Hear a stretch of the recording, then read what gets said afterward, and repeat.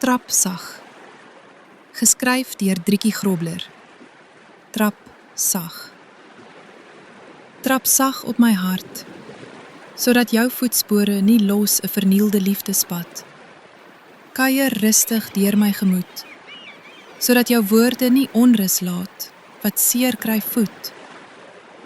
Fluister saggies in my denke, sodat onsekerheid wegval en gevul word met liefdeswenke. Omvou warm my menswees met liefde en trou, sodat ons saam aan 'n toekoms bou.